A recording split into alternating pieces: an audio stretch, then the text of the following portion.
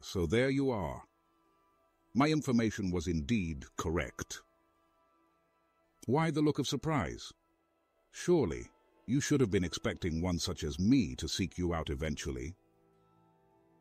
As you well know, there is a bounty on your head, and I am here to collect it.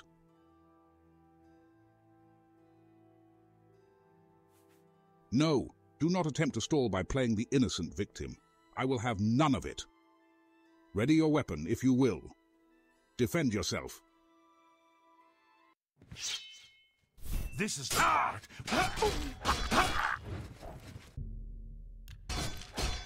Damn! I cannot defeat you. Curse my weary body to the hells of Oblivion.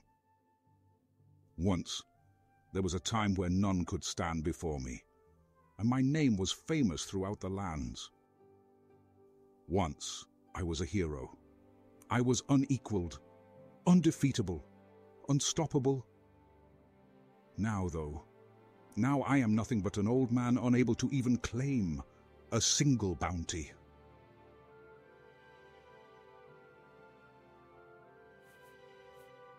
The old man before you suddenly appears battered and broken. His eyes grow distressed, his brow heavy, and his face lined with despair. In truth, there is no bounty upon your head for me to collect. That was merely a deception on my part. No, I challenged you simply because of the fact that I've heard of your great reputation, and, wanted to compare myself to you.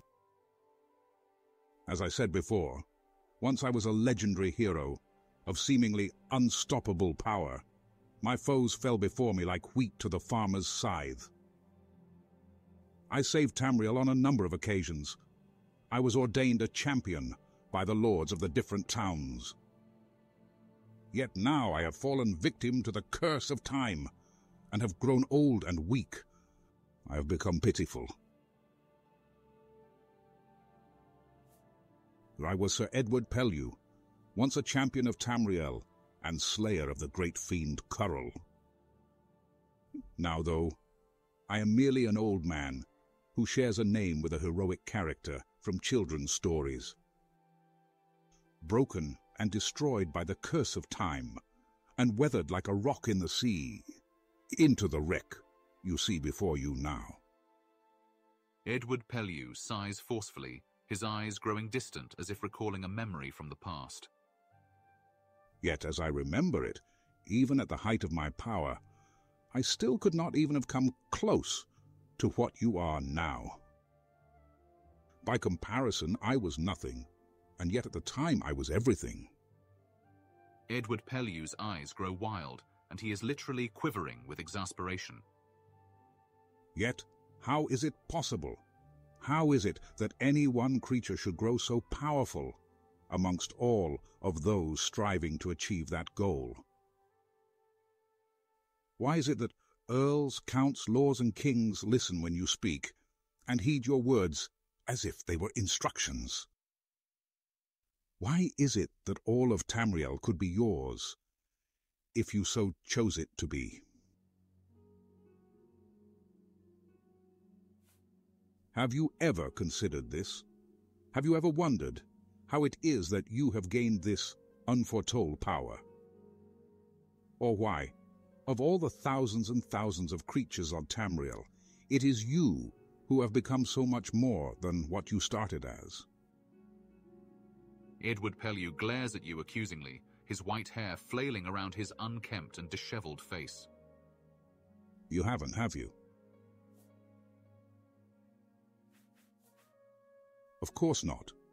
One such as yourself would not consider how you earned your blessings. You would merely enjoy the reward they bring. Death follows you wherever it is that you go. I know this, as I've been keeping track of you for quite some time now. And yet, even as you wade through the masses of the dying, you think very little of how you achieved that end. You are merely an artist who specializes in death, preparing to paint his masterpiece. Indeed, greatness is a part of you. But what of your origins, hero? Where are you from?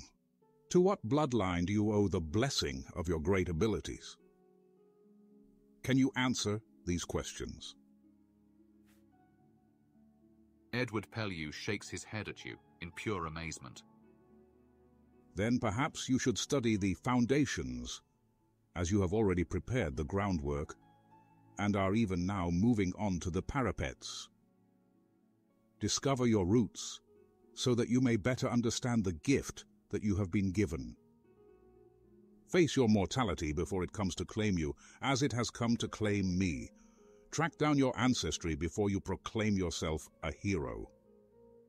Edward Pellew bows his head, signaling his submission to you. And now, do with me as you will.